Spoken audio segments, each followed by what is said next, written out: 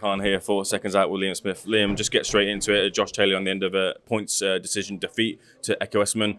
How did you score the fight? I thought Essuman by 2. I had Essuman 1 up going into the last and thought he just won the last as well, just shaded the last. So I had Ekow 7-5. What did Josh need to do, do you feel, looking back at it, to turn that defeat into a victory? I just think it's hard to to put your finger on it, but I think it was plain to see. I think Ekow took over from 6, if that makes sense. I think, probably won 7, 8, 9, 10, 11, 12. So I think Josh needed to.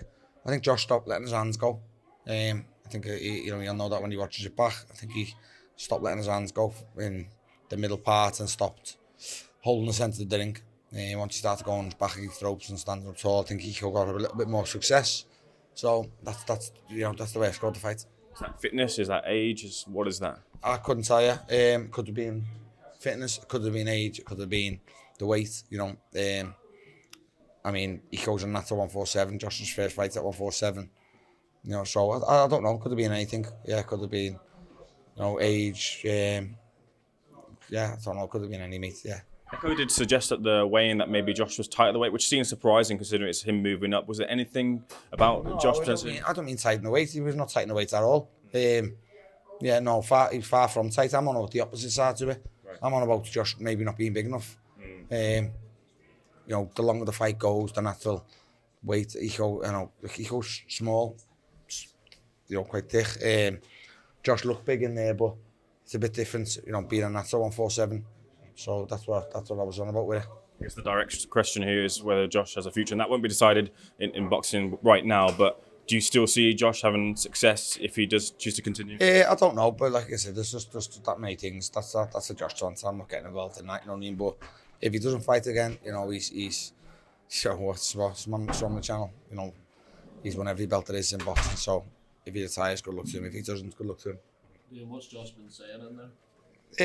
No, he's gutted. Obviously, I think he's mentioned the wide scorecard a little bit. He's just, I think, he's just lost the fight. So, regardless, I think he's going to be gutted to either way. At what stage of his career he's lost, so he'll be gutted. I don't know. How did you score it? I had a draw, but did you? If anyone wanted to be Essuman. Yeah, of course. Yeah. I agree. I wouldn't argue with that. I thought Essuman just nicked it. It's kind of open. If Josh wins the last, I'd rather a draw and was kind of open. He might have got one of the rounds being the own fight. Just that's the things you think of. But yeah, you can't argue with the result.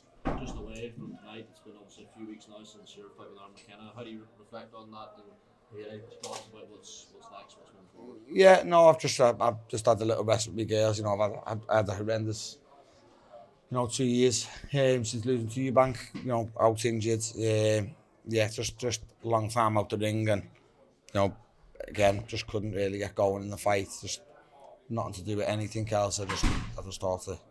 I just could not get going into the fight. Couldn't get me teeth into the fight. And before I knew the fight was over, it's one of them. So again, I'll have a little think about what I do next myself. And when I sit down properly, I'll see what's what. But yeah, I've had a good little rest. I've been on all day with 2 little girls, and I've been back in the gym. So see what happens. If the phone goes, if I get a fight anytime soon by September, I'll maybe take it. If it goes a long time up the ring again, then I'll be done. And you say yourself you couldn't get going, but where's Aaron McKenna ranked in the fighters you faced? He was a good fighter. He won hands down. So he's good. I don't really know how to answer the question you're asking. Where does he rank? I can't say he's probably the 3rd best fighter I fought. I can't really rank him like that. He can go on. I don't even know. I don't know what way you want me to answer it. What can he beat? Just like you've been in with world level fighters, would you say he's a world level fighter? No. Like I said, that speaks volume for me because I lost hands down. So, but no, not yet. Whether he can go on to be one, we'll see. But I don't think he's ready to push on just yet. Paul, sorry, Liam, can I ask, are we coming to an end of an era in boxing? Because we've lost some world champions the last few weeks. Yourself, Lee Wood, Josh Taylor in there. Is this a changing of the guard, do you think? It could be, but time waits for no one. I think if all them fighters you just mentioned don't move on, then they can all sit and retire as happy men. We've all been, I think everyone you've just mentioned has been world champion. So if that's the case, that's the case. But I think everyone you've just mentioned are still kind of selling arenas out. So you can't really pass the guard yet until fighters make names for themselves and start selling arenas out. So there's only a handful of fighters who can do that, and we need to take them out of question. We need to start building bigger names in Britain, because I feel like, I don't know, the big promoters at the moment are forgetting Britain a little bit. I feel we're forgetting the big domestic shows. Not week in, week out, but every few weeks we used to have the big shows in Britain, and I think with the Saudis coming involved, and I think people are looking at the American side to it. I just think we need to get the domestic scene back booming again.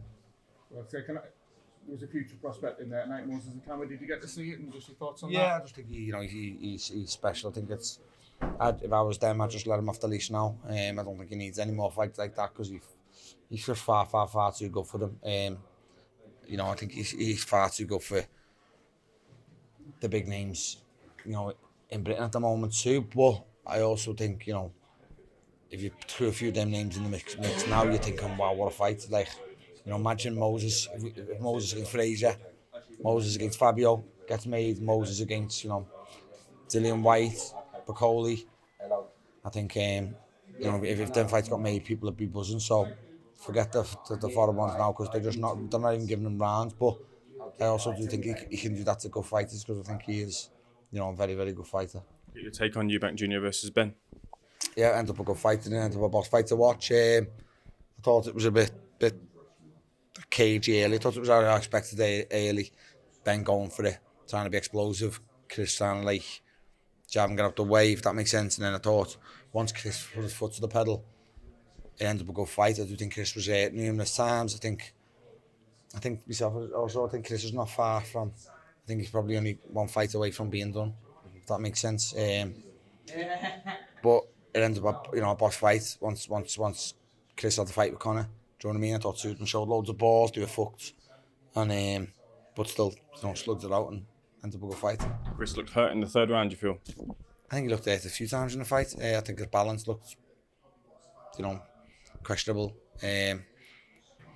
But yeah, I think Conor was hurt a couple of times. You might tell you he wasn't, but I think Conor was hurt a couple of times. I think they were both out on their feet at stages through tiredness, but it was a grueling fight for the two of them. I thought it was, it ended up a great fight to watch, and it ended up a better fight to watch than I thought it was going to be. Did you get any appetite to see the rematch?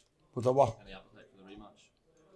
Yeah, I have. Yeah, ended up a good fight, and I think if Chris has a fight with Conor, it ends up a good fight. But I think Conor's got even more of a chance next time round, because like I said, I think Chris was 1 or 2 fights away from being done. I thought his balance was gone a little bit watching the fight, but like I say, he won. He ended up winning the fight, and so I kind of sound like I'm contradicting myself, if that makes sense. But I